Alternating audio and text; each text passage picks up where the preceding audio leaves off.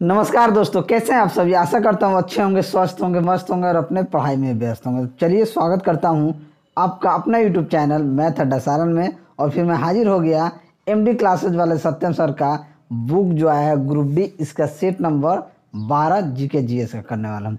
तो चलिए, अगर आप हमारे चैनल पर नए हैं तो चैनल को सब्सक्राइब कर लीजिए, साथ ही साथ बेल आइकन को दबा लीजिए ताकि हम कोई वीडियो अपलोड करें उसका नोटिफिकेशन आपको मिलता रहे। अगर आपने 11 सेट नंबर तक नहीं देखा है तो MD classes group D GK plus GS के नाम से प्लेलिस्ट बना हुआ है, आप वहां से जाके देख सकते हैं।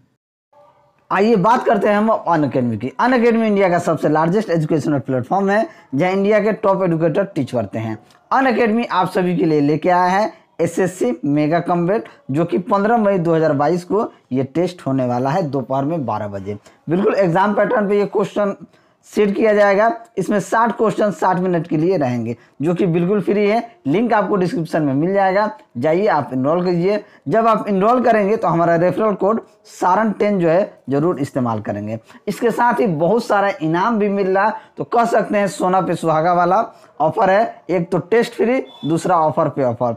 रैंक जो टॉप रैंक में आएंगे, रैंक 1 तक, उन्हें एचपी का लैपटॉप मिलेगा। उसके बाद जो आएंगे सैमसंग का मोबाइल मिलेगा और साथ ही साथ अमेजन का गिफ्ट वाउचर भी मिलने वाला है। इसके साथ टॉप 3000 रैंकर को आपको स्कॉलरशिप मिलने वाला है 1 करोड़ रुपया तक का, जो टॉप 3000 रैंक के अंदर आएंगे।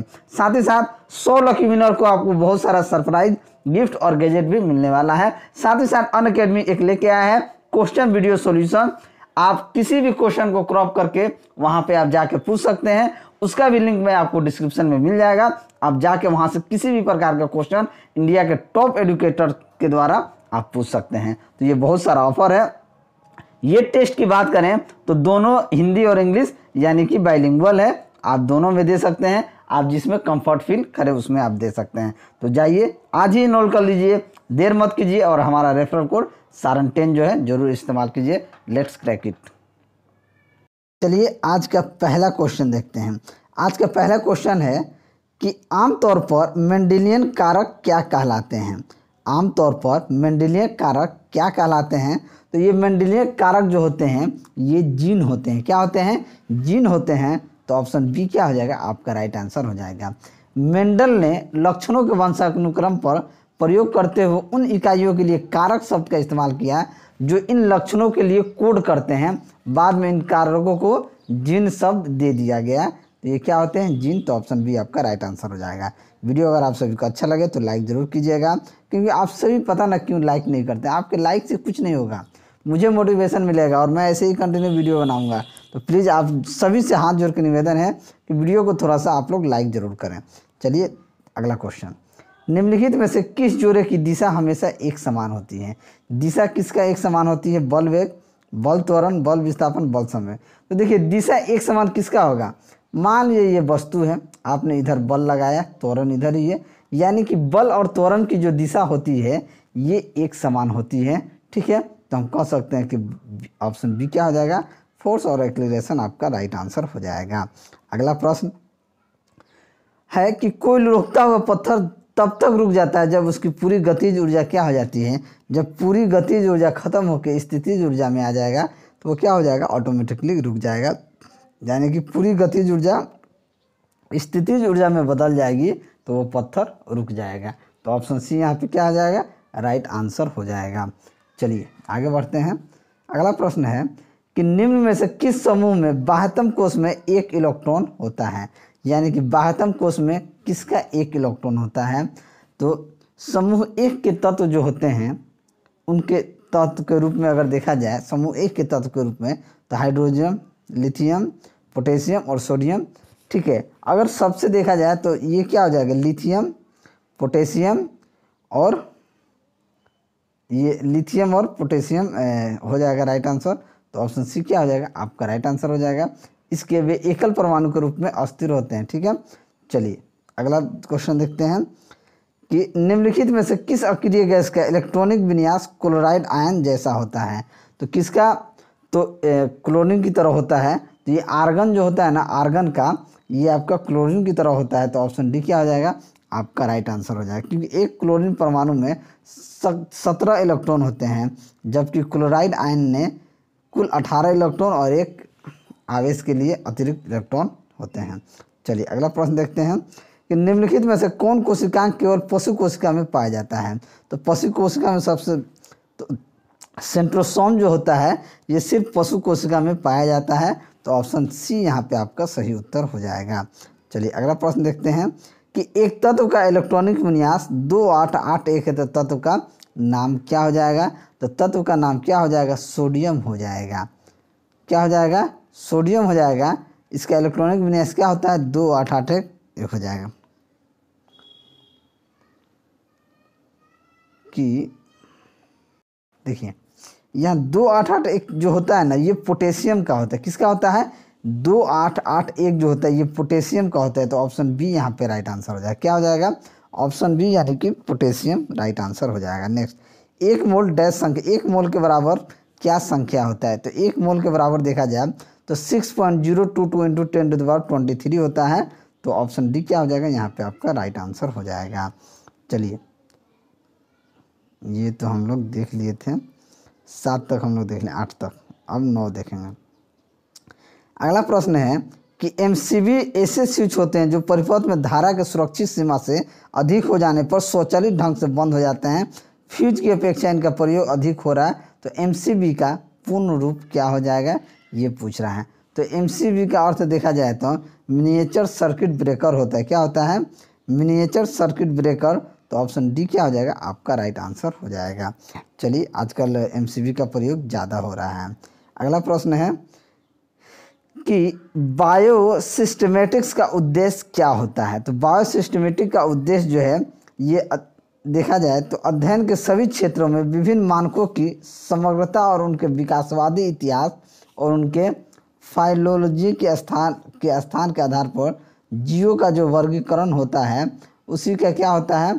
तो ऑप्शन डी यहाँ पे राइट आंसर हो जाएगा। ठीक है, चलिए अगला प्रश्न है कि निम्नलिखित में से कौन सा रोग पारे के साथ विषाक्तता के कारण होता है। तो पारे के साथ विषाक्तता के कारण होता है ये मिनीमाता जो रोग होता है, यह पारा विषाक्तता के कारण होने वाला एक न्यूरोलॉजिकल सिंड्रोम होता है। तो ऑप्शन बी आपका राइट आंसर हो जाएगा। नेक्स्ट, चांदी पर किसी वस्तु का द्रव्यमान 40 किलोग्राम है, चांद पर किसी वस्तु का द्रव्यमान 40 किलोग्राम है तो पृथ्वी पर उसका भार क्या हो जाएगा, भार पूछ रहा है, वेट। तो F बराबर W बराबर क्या होता है, ये आपका mg हो जाएगा, यानी कि 40 × 10 यानी कि 400 न्यूटन हो जाएगा। तो ऑप्शन सी क्या हो जाएगा, आपका राइट आंसर हो जाएगा। चलिए अगला प्रश्न देखते हैं कि पृथक करने की प्रक्रिया में ऊर्जा अवशोषित होगी। तो पृथक करने के प्रक्रिया में ऊर्जा अवशोषित कहाँ होता है। तो एक इलेक्ट्रॉन को एक इलेक्ट्रॉन से पृथक करने की प्रक्रिया में ऊर्जा अवशोषित होगी। तो ऑप्शन ए क्या हो जाएगा, आपका यहाँ पे राइट आंसर हो जाएगा। चलिए, कार्य करने में सक्षम वस्तु में डैश होता है। तो कार्य करने में सक्षम वस्तु में क्या होता है, ऊर्जा होता है। तो ऑप्शन बी आपका राइट आंसर हो जाएगा। अगला प्रश्न देखते हैं कि निम्नलिखित में से कौन सा परमाणु द्रव्यमान के बारे में सही नहीं है। द्रव्यमान के बारे में सही नहीं, हमसे यही पूछा गया है। ऑप्शन ए देख रहा है कि परमाणु द्रव्यमान बराबर एक तत्व के एक परमाणु का द्रव्यमान बटा एक कार्बन परमाणु का 1/24वां द्रव्यमान। ये तो बिल्कुल सही नहीं है। परमाणु द्रव्यमान एक तत्व के एक परमाणु द्रव्यमान का एक कार्बन परमाणु का 1/10 भाग होता है, ये भी सही नहीं है। परमाणु द्रव्यमान एक तत्व के एक परमाणुओं का द्रव्यमान बटा एक कार्बन का परमाणु का 1/12 द्रव्यमान, ये भी नहीं सही है। यानी कि परमाणु द्रव्यमान एक तत्व के परमाणु का द्रव्यमान बटा एक कार्बन परमाणु का 1/12वां हिस्सा होता है। तो ऑप्शन डी क्या हो जाएगा, यहाँ पे राइट आंसर हो जाएगा। नेक्स्ट, विलय को विलयन से पृथक किया जा सकता है। तो विलय को विलयन से पृथक किया जा सकता है किसके द्वारा, वाष्पीकरण द्वारा। तो ऑप्शन बी आपका राइट आंसर हो जाएगा। नेक्स्ट, यकृत कार्य करता है डाइजेस्टम में यानी कि पाचन में। तो ऑप्शन डी क्या हो जाएगा, आपका राइट आंसर हो जाएगा। चलिए अगला प्रश्न देखते हैं कि एक तरंग की गर्त की गहराई को इसका डैश कहा जाता है। तो एक तरंग की गर्त की गहराई को क्या कहा जाता है, आयाम कहा जाता है। तो ऑप्शन डी क्या हो जाएगा, आपका राइट आंसर हो जाएगा। चलिए देखते हैं कि निम्नलिखित में से कौन सा कथन सही या गलत है। कह रहा है कि एक अम्ल जो पूरी तरह से आयनों में आयनित हो जाता है वह H+ आयनों का बड़ी संख्या में उत्पादन करता है। उदाहरण के लिए HCl H2SO4 दिया हुआ है।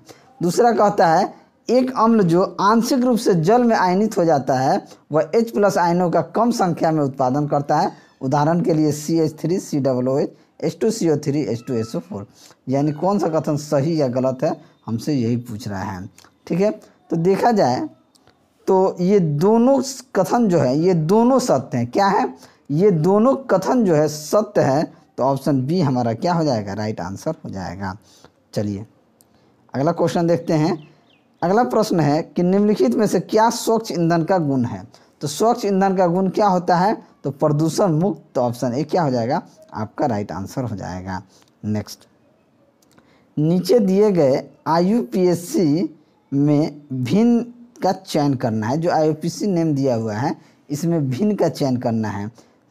C3H7 ओशन propyl alcohol, CH3OH methanol methyl alcohol, CH4H9OH butanol alcohol और C2H3OH एथेनॉल एथाइल एल्कोहल। तो डिफरेंस क्या हो जाएगा, ऑप्शन डी आपका यहाँ पे डिफरेंस हो जाएगा।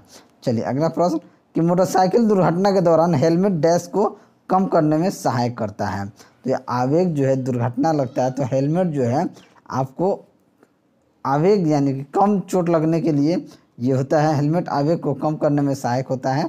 तो ऑप्शन ए यहाँ पे आपका राइट आंसर हो जाएगा।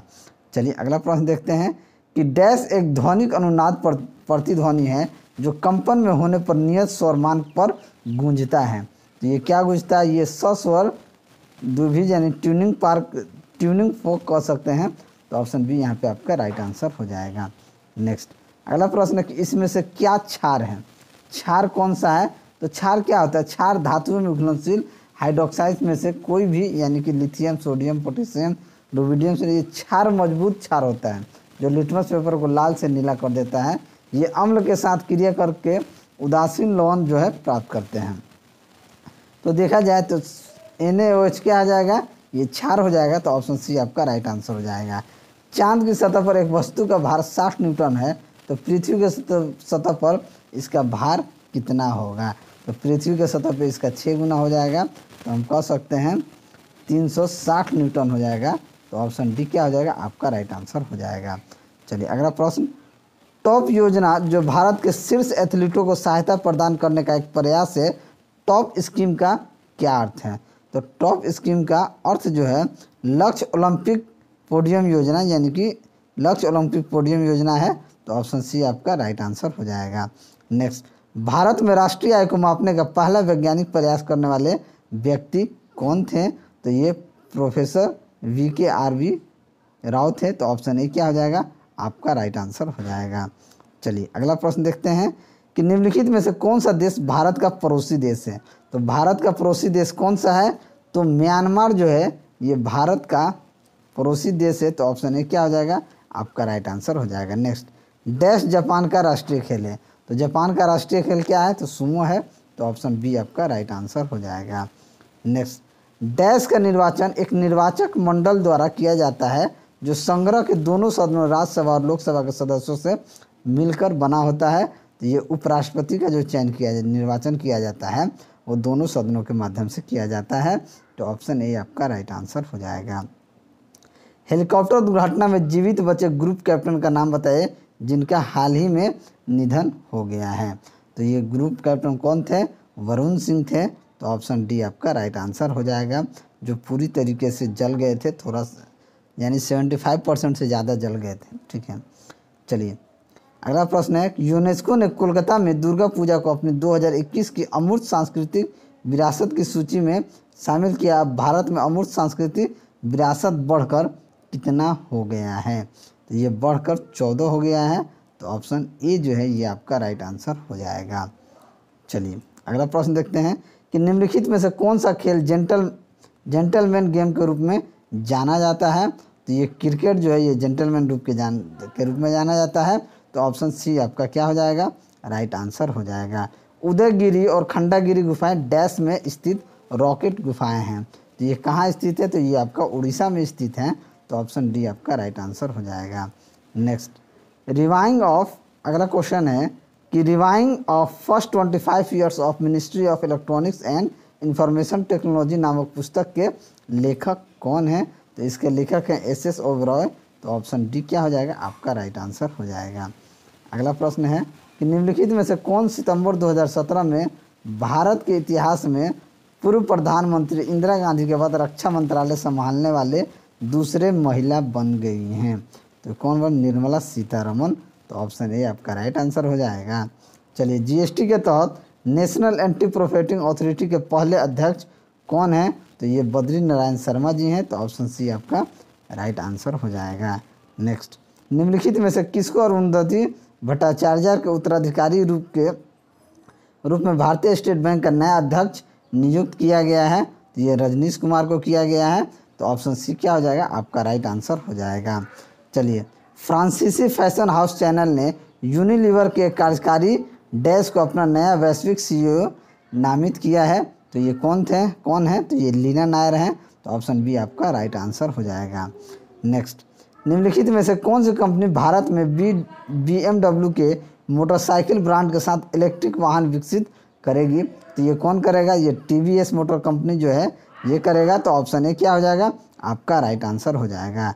नेक्स्ट, नासा के अंतरिक्ष यान का नाम बताइए जो सूर्य के बाहरी वातावरण से गुजरने वाला पहला अंतरिक्ष यान बन गया है? तो ये पार्क सोलर प्रोब है। तो ऑप्शन बी आपका राइट आंसर हो जाएगा।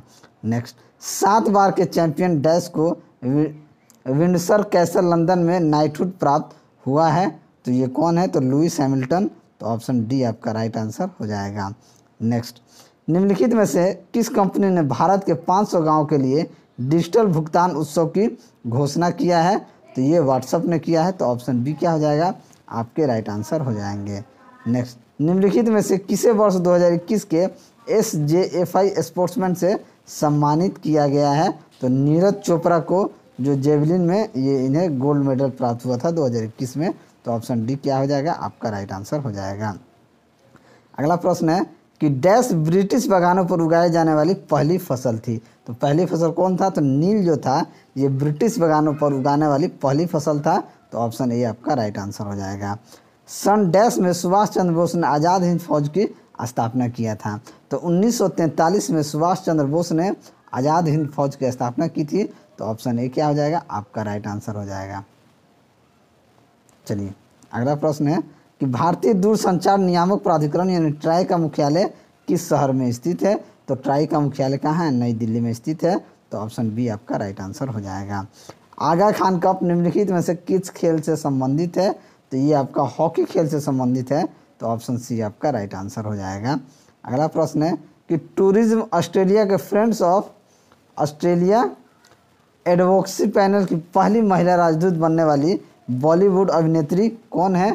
तो बॉलीवुड अभिनेत्री परिणीति चोपड़ा हैं। तो ऑप्शन ए जो है ये आपका राइट आंसर हो जाएगा। और ये अंतिम क्वेश्चन देखते हैं कि भारत का सुदूर उत्तरी भून डैश के रूप में जाना जाता है? तो इंदिरा कोल के रूप में जाना जाता है। तो ऑप्शन सी क्या हो जाएगा, आपका राइट आंसर हो जाएगा। तो चलिए, अगर आपको मेरा वीडियो अच्छा लगा हो तो वीडियो को लाइक करें, दोस्तों में शेयर करें। अगर आप हमारे चैनल पर नए हैं तो चैनल को सब्सक्राइब करें। मैं ऐसे ही वीडियो लेकर आपके सामने हाजिर होता रहूँगा। चलिए, मिलते हैं अगले वीडियो में, तब तक के लिए जय हिंद।